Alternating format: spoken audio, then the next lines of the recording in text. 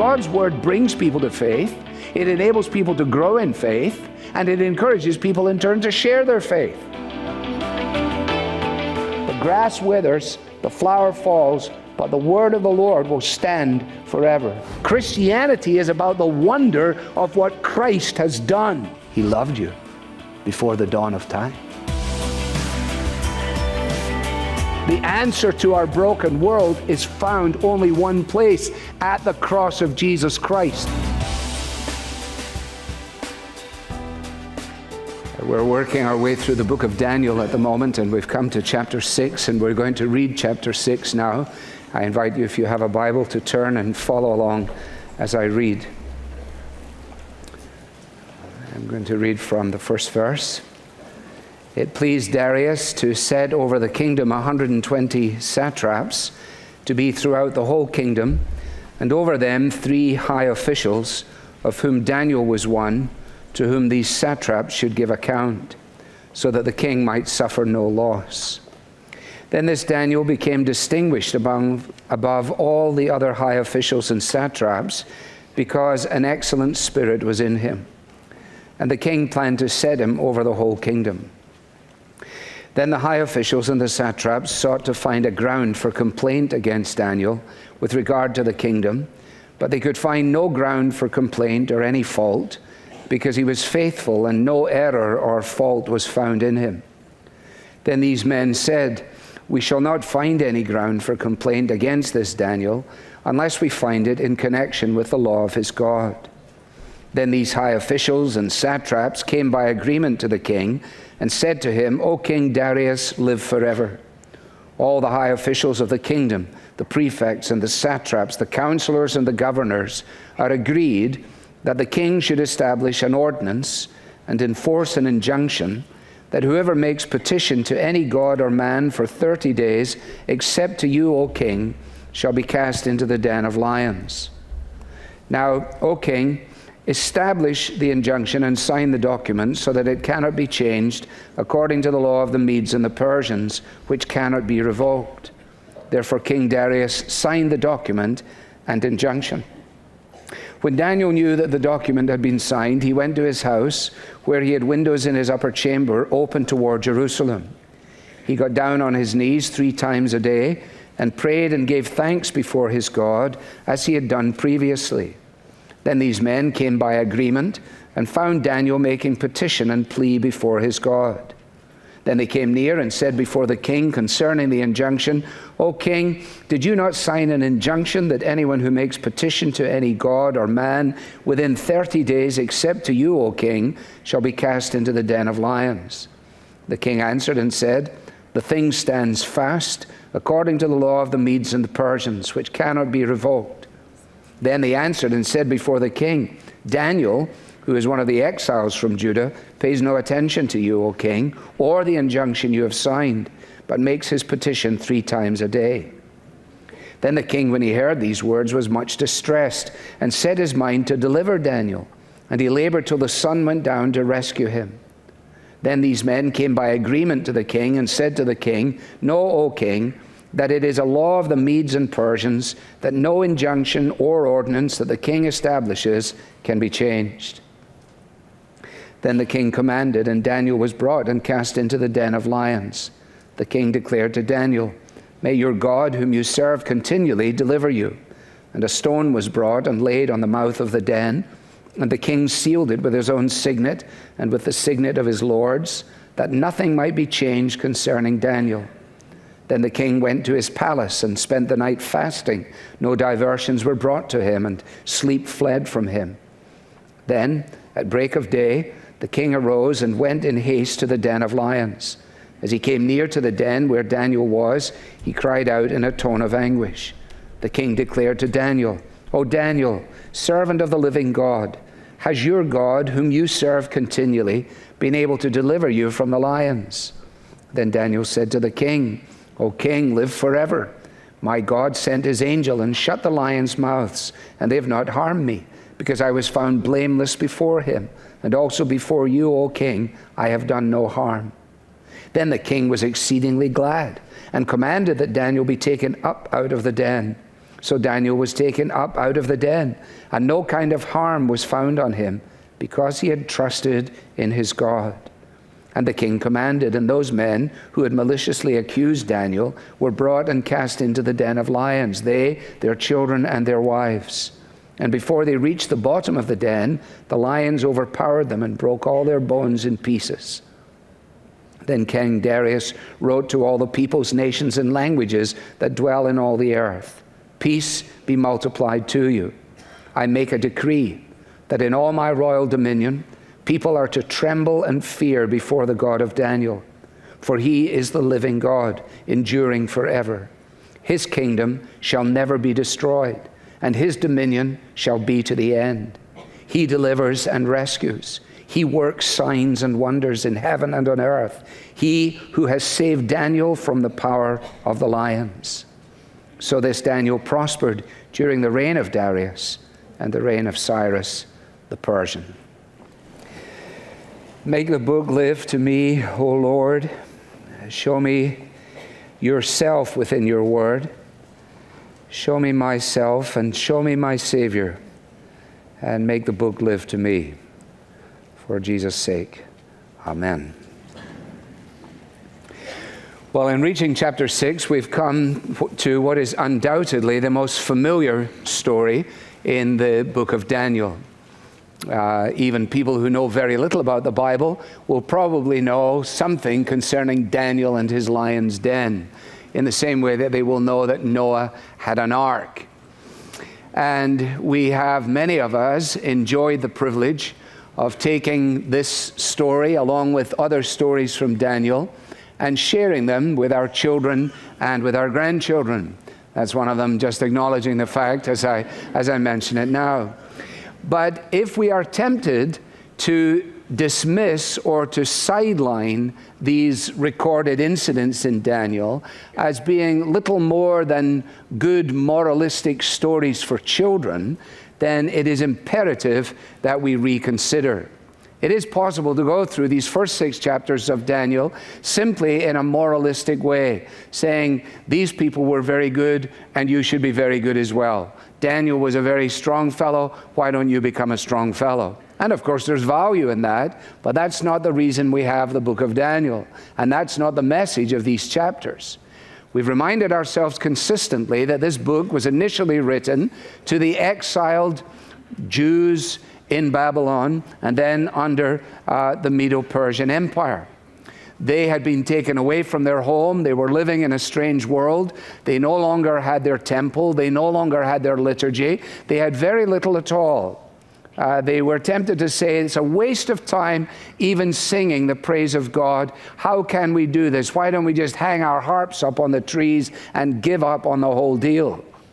And Daniel writes to them, and as he records these incidents and as they receive them, it becomes apparent to them that Daniel doesn't have any of this stuff either. But Daniel prays.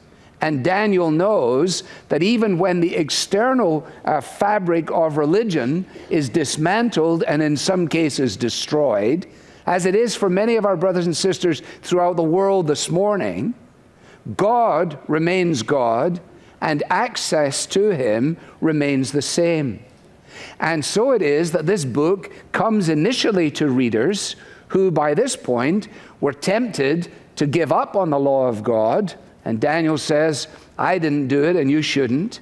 And they were tempted also to give up on the idea that there would ever be any deliverance for them at all. And as Daniel has recorded these incidents, they have been galvanized into understanding that although the kingdoms of the world are in opposition to the work of God, still God remains God, and he is and he will accomplish his purposes. Now, again, if we are tempted to say, well, it's a sort of nice story for children, it absolutely is not.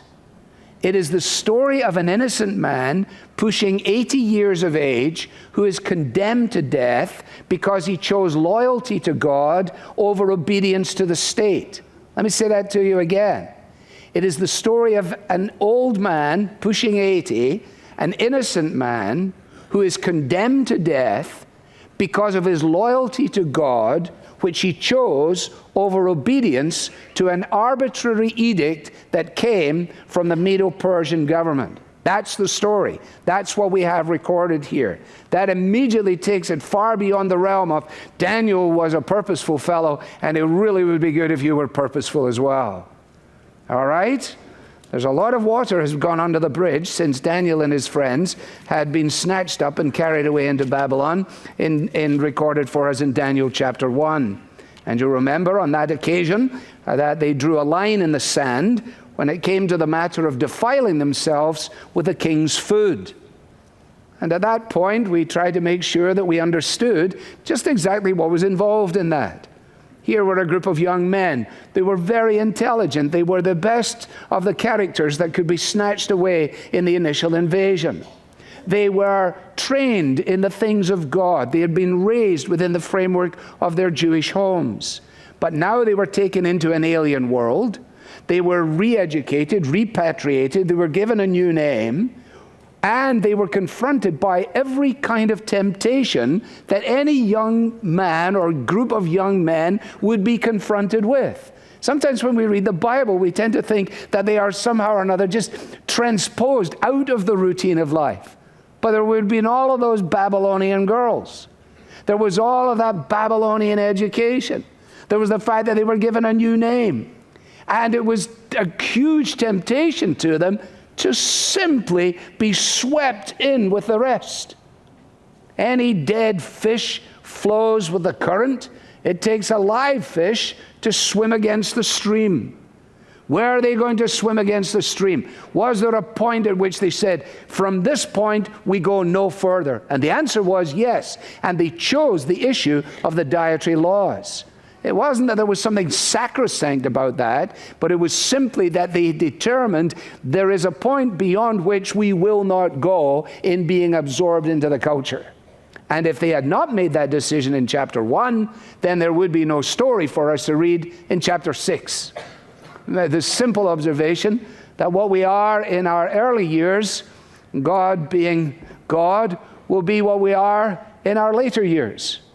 If you think you're going to be something at 80 that you're not now, then you better start playing catch up. They're trying to tell you you've only got 3 years left, you know. You'll be broke if you don't hurry up and save every penny you've ever had. And some of us are in that situation because we're not really reading our Bibles. We're not really engaged in the community of God's people. And we're banking on the fact that somehow or another, when we get into the final decade, then we're going to really make a big push then. And then we'll finish strong. Can I say to you today, don't wait till then. You're a teenager here today. You're a boy or a girl here today. Resolve in your youthfulness. Resolve when the life is opening before you, so that you may then prove in the chapter 6 reality the benefits of the decisions that have been made in the chapter 1. You see, because by this point, Daniel would have been, his accent would have been the same as everybody else around him. It would have been indistinguishable. His family wouldn't have been picked out in the crowd. They were part of it all. And his loyalty to the state surely wasn't in question.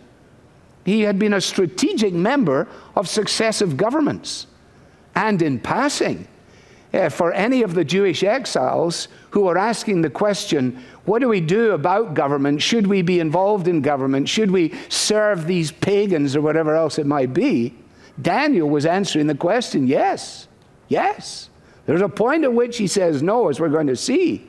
But in terms of the daily involvement, he wasn't suggesting to them by his lifestyle that the way you impact the culture is by a total withdrawal from it, that you circle the wagons and you hide off by yourselves.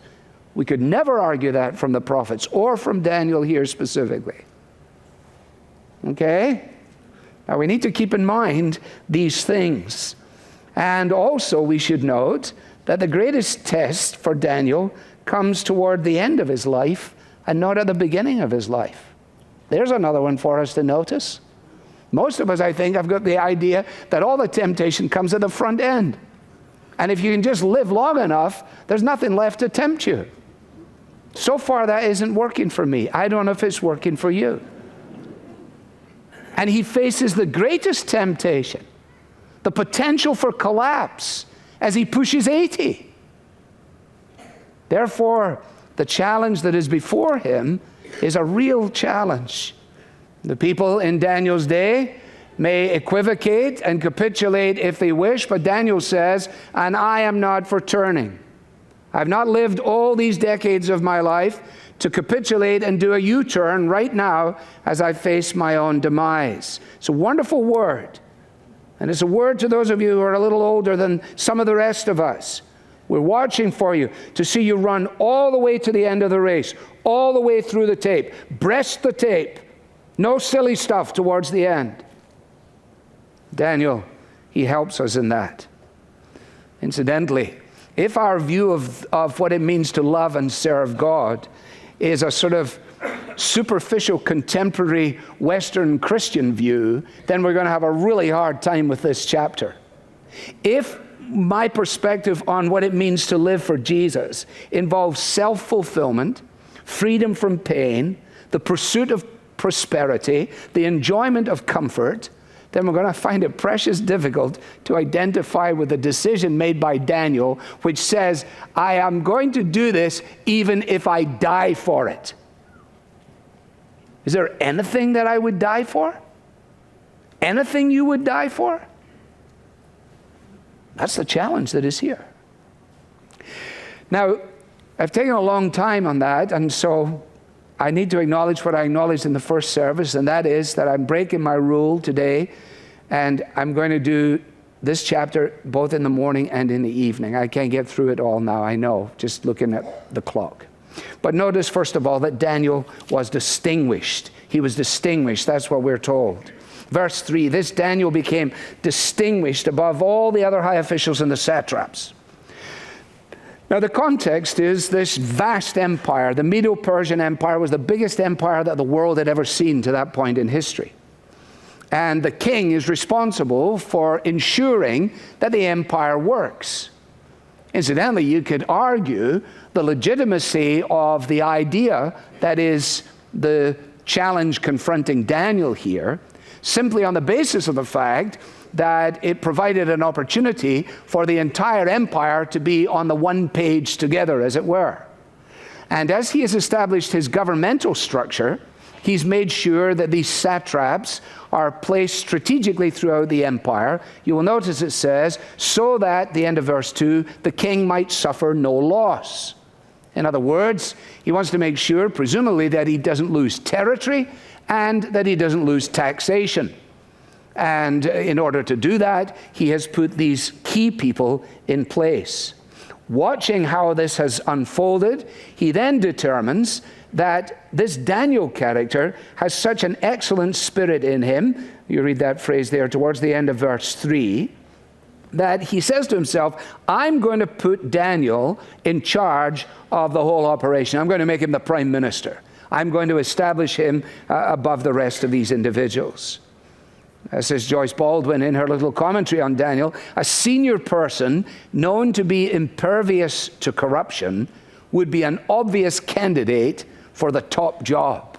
That's good. A senior person known to be impervious to corruption would be an obvious candidate for the top job. And that is exactly how Daniel was revealed. Daniel understood what you read in Micah chapter 6. He has shown you, O man, what is good. And what does the Lord require of you? But to do justly, to love mercy, and to walk humbly with your God.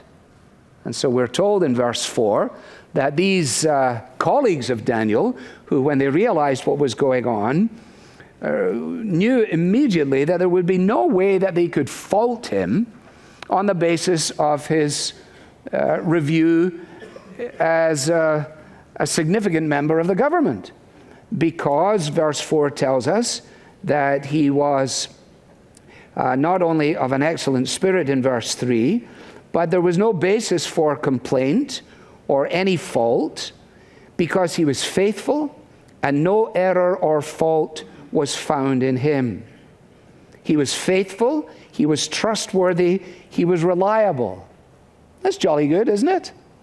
That's what we're supposed to be as those who are the servants of the living God. You don't have to walk around with a Thompson Chain Reference Bible to let the people in your office know that you are seeking to follow God or Jesus. In fact, it's probably not a good idea.